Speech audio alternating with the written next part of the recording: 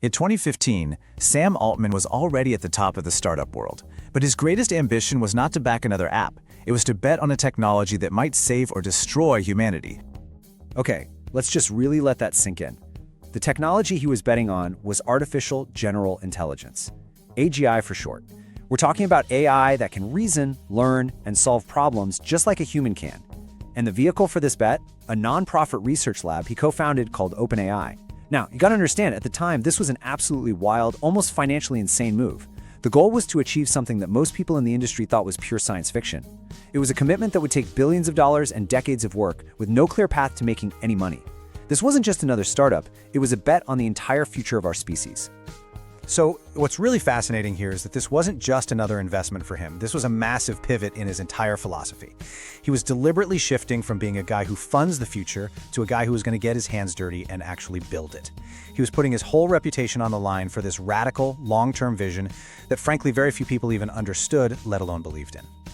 And that decision right there, that is the origin story of what we're calling the Sam Altman Framework. It's a whole mindset born from this powerful idea. If you really want to shape the future, the big civilization-altering future, you can't just place a few safe bets from the sidelines. You have to go all in and build it yourself. But to really get where this kind of audacity comes from, we have to rewind a little bit.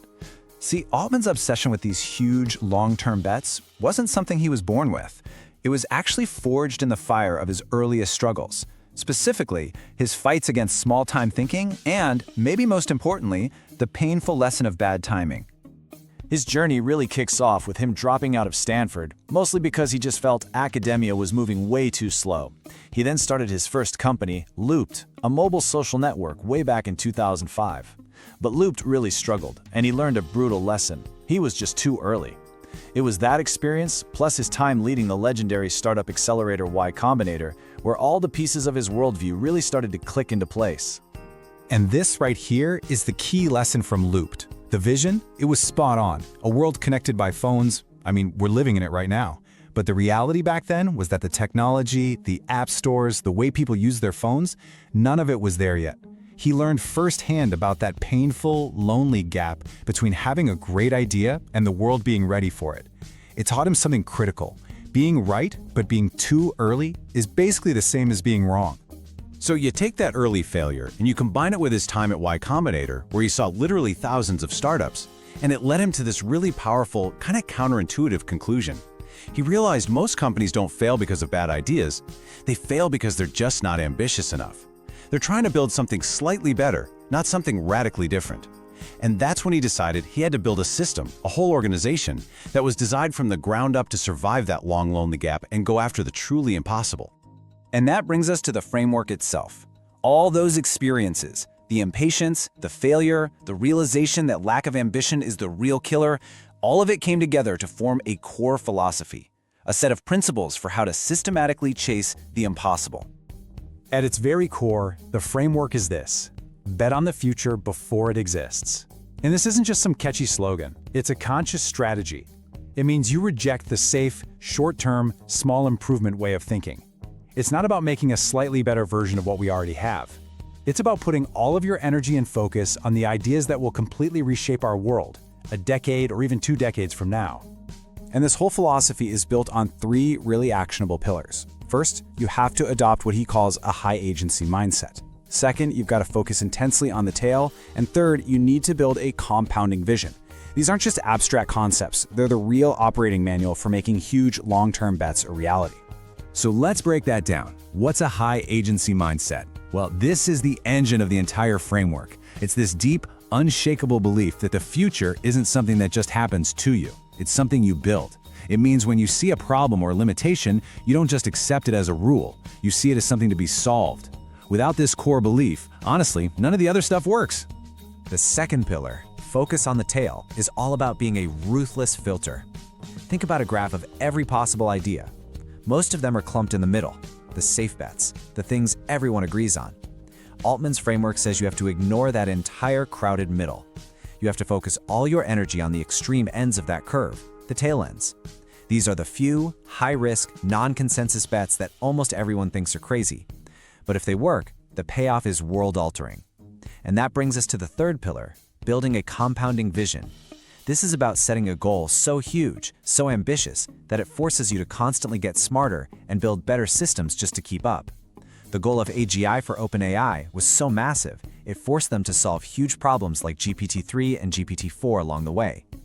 Each step builds on the last, creating this amazing compounding effect of knowledge and capability. The vision itself becomes the engine for innovation. Okay, so we have the philosophy, but how do you actually do this in the real world? How do you protect your brain from all the day-to-day noise so you can focus on a future that's maybe 20 years away?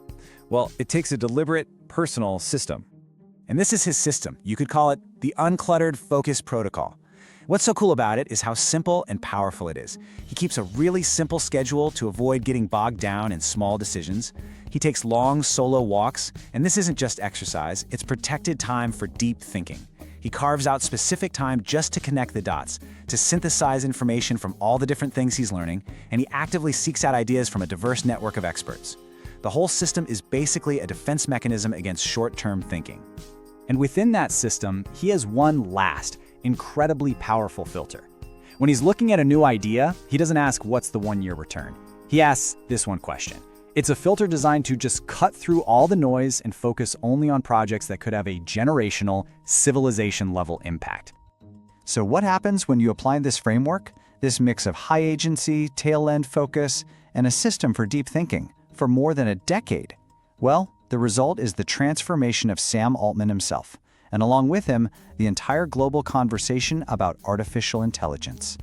This really just says it all. He went from being a super successful startup investor to being the one person most responsible for making the idea of AGI a household name. The release of ChatGPT was the moment his decade-long bet paid off in the most spectacular way possible. It wasn't just a new product, it was a global event that proved that the work that seems crazy or impossible today is often the most important work there is. So when you really think about it, his legacy isn't just a company. It's the institutionalization of exponential thinking. By going after AGI so relentlessly with OpenAI, he forced the entire tech industry and governments and all of us to seriously confront the safety, the ethics, and the incredible scale of this technology. He proved that true leadership isn't about following trends. It's about betting on a future you believe in, long before anyone else even sees it. And that brings us to the most important part of all of this. Because the lesson of the Sam Altman Framework isn't just about building AI.